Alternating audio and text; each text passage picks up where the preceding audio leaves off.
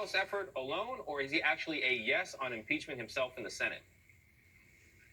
Well, I don't know how Mitch McConnell is going to vote ultimately, but what I do know is that it is unclear whether we can actually have a peaceful transition of power while Donald Trump is in office. He has done nothing substantive to try to tamp down those individuals who look like they're coming back to Washington to try to finish what they started last Wednesday. And he has, I think, demonstrated absolutely no remorse for the incitement he engaged in. There's reporting now that he had a chance to send a clear message early on in the assault on the Capitol that his supporters should stand down, and he would not do that. I don't know what's impeachable conduct if this isn't, and all I care about right now is making sure that we have a peaceful transition of power, that Joe Biden is sworn in, and right now it is unlikely that that can happen so long as Donald Trump is in office. I think there'll be substantial Republican votes for impeachment today, and if that's the case, then there might be substantial votes to convict in the Senate.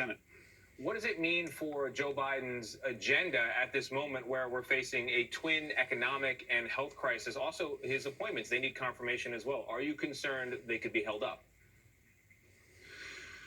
Well, already we're going to have a gap with respect to leadership at the Department of Defense and Department of State. Normally, you would be having hearings right now on the Secretary of State, the Secretary of Defense, and Mitch McConnell has chosen not to do that.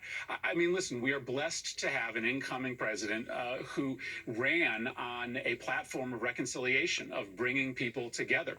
Joe Biden is uniquely made for this moment. Yes, he's going to have to act quickly to get the vaccination campaign back on track to restart our economy, but he is also someone who has done a really good job over his career in bringing people together of different ideologies and different beliefs, and boy, we're going to need that now more than ever. Currently, I'm aware of no Republican senators who have said publicly that they are yes on impeachment, and those who have come out have said they're against it because of unity. Now, on the one hand, that is a convenient way of not talking about Donald Trump anymore. On the other hand, we're talking about a very high alert on the Capitol. Unity is definitely an issue. Do they have a point? Well, what I know is that countries that have experienced insurrections like the one that we went through last week, those that skip the accountability phase, those that just excused who engaged in that violent act, those are the countries that don't recover. Those are the countries that have a continued insurrection mounted against their country. And so we need to hold those that were responsible accountable. And those were the individuals who stormed the building. But it is also President Trump and his enablers in Congress. So we don't send a message to everyone that engaged in this act of that they are going to be held accountable for it. Let's see what happens in the House today. I think there is a potential that there will be substantial Republican support for impeachment, especially if in the next couple days the president continues to say things like he did yesterday that are just providing more fuel to those that are planning to come back and try to interrupt the inauguration. So let's talk about that fuel and let's talk about security. Our David Martin just heard from a defense official who says the threat level at the Capitol is, quote, very high, adding higher than has been reported in the press. And just yesterday, you were told, among other things, that a bulletproof vest would be a reimbursable expense for senators.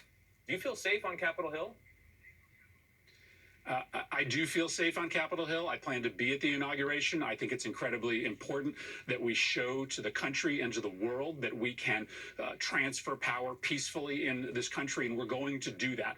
Anybody who is intent on trying to interrupt that process on Wednesday, on the 20th, is going to be stopped, and they are going to be sent to jail for a very, very long time. Yes, the threat level is high. We received a briefing yesterday, but security at the Capitol will be at an unprecedented level, and there is no way that the folks who got to the Capitol on Wednesday of last week will be able to get anywhere near the inauguration this time around. They will be stopped if they show up. I hope they don't. Senator, we've got to go, but I want to clarify one point. Are you aware of any Republican senators who are currently right now privately yes on impeachment?